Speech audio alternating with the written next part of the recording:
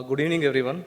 So I will be presenting a paper titled Evaluation of Incidence and Risk Factors for Posterior Cage Migration of Single-Level MIS TLIF for Lumbar Degenerative Disorders. So MIS TLIF has become a widely accepted procedure for patients with degenerative spine disease. It is very safe, effective, and less invasive. So whenever you are using interbody cage for fusion, there is high chances of risk associated with it to go for posterior cage migration. And this complication is influenced by contact pressure between the end plate and the cage. And there has been no detailed reports on the risk factors and measures to decrease the incidence of posterior cage migration or posterior cage dislocation or subsidence. So aims and objective is to evaluate the incidence and risk factors for posterior cage migration after single level MIS TLIF and to provide adequate surgical planning and references in decision making for spine surgeons. So 693 patients who underwent single level MIS TLIF between January 2016 to February 2021 were included in the studies with minimal follow-up period of 18 months. And all the patients who were included in the studies were who underwent a conservative trial which failed over a period of 3 to 6 months with lumbar canal stenosis, degenerative spondylolisthesis and lytic listhesis. And more than one level TLIF, open TLIF and follow-up of less than 18 months after the primary surgical intervention and post-op surgical site infection. If the patient had that complication, we had excluded that patients. So a detailed history and clinical evaluation was done pre-operatively, and dynamic views of lumbar spine X-rays, MRI and CT scan was taken if needed. And coming on to surgical techniques, patient under prone position under general anesthesia. Stab incision was taken for pedicle screw insertion, and midline or paramedian incision was taken for routine decompression and TLIF procedure. And ambulation was done by the next day after post-op. And post-op X-ray was taken and spine ergonomics was taught. Wound care and personal perennial hygiene was advised for the patient.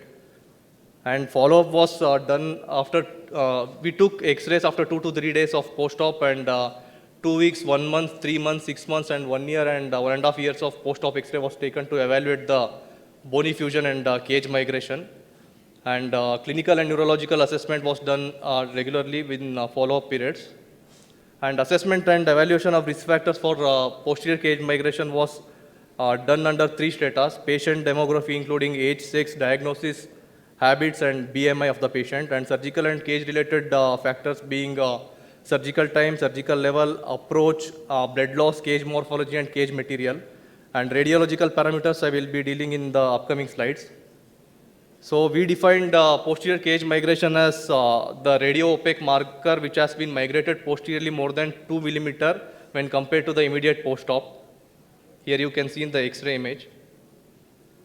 So here in the red dot indicates, the red marker indicates the cage center.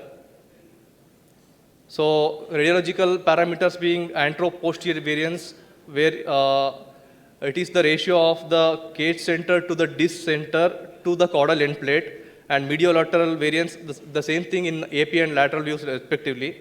And it was deemed positive. Antero-posterior variance was deemed positive if the cage center is anterior to the disc center, and mediolateral variance, it is deemed positive if the cage is crossing the disc center inserted from the side of operative intervention.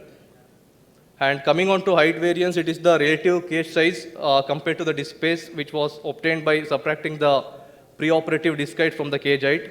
And it was deemed positive if the cage height was more than preoperative disc height, and deemed negative if it is less than preoperative disc height.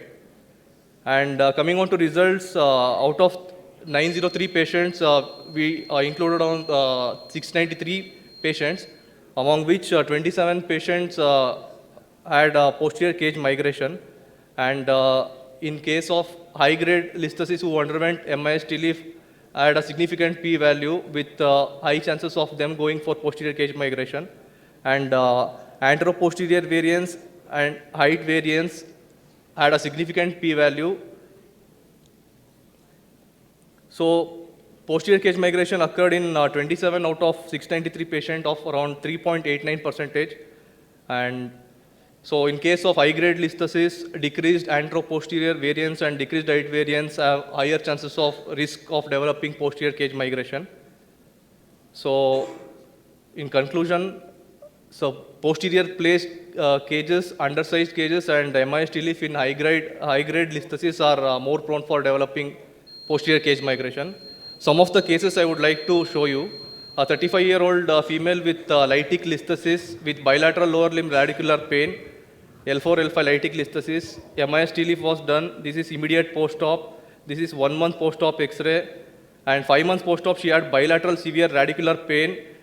We got the X-ray done. There was posterior cage migration. We managed conservatively with bed rest and antiporotic medications, but failed conservative again. And we got a X-ray done showing posterior cage migration, compressing the bilateral nerve roots. We got the MRI also. And we got a CT scan which showed significant posterior cage migration into the canal with breakage of bilateral screws. Then we had to revise with extension of fusion to the below level also. We couldn't remove that screw, and cage was repositioned back into the canal. So this is immediate post-op X-ray. Patient is doing fine, ambulating well. This is 5 months post-op follow-up X-ray. There is no further posterior migration of the cage. So one more case, L4, L5 TLIF was done, immediate post-op. The second image shows 6 weeks post-op, and the third, right now, the image is around 2 months post-op showing posterior cage migration with bilateral lower limb radicular pain. We had to revise, and we revised the screws and repositioned the cage. This is 5 months post-op after revision spine surgery. Patient is doing fine, no radicular pain. One more case, L5S1 TLIF was done, and post-op day 1 only patient had posterior cage migration and severe bilateral lower limb radicular pain. We had to revise, reposition the cage, and revise the screws. So one more case, L4, L5 TLIF was done, 6 week post-op. This was the scenario with bilateral lower limb radicular pain. We got a CT scan done, almost the cage got dislocated. We had to revise the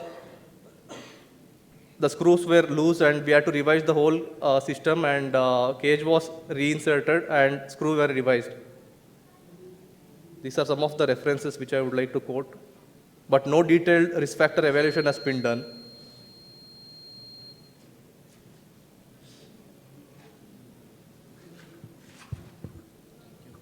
Thank you, sir.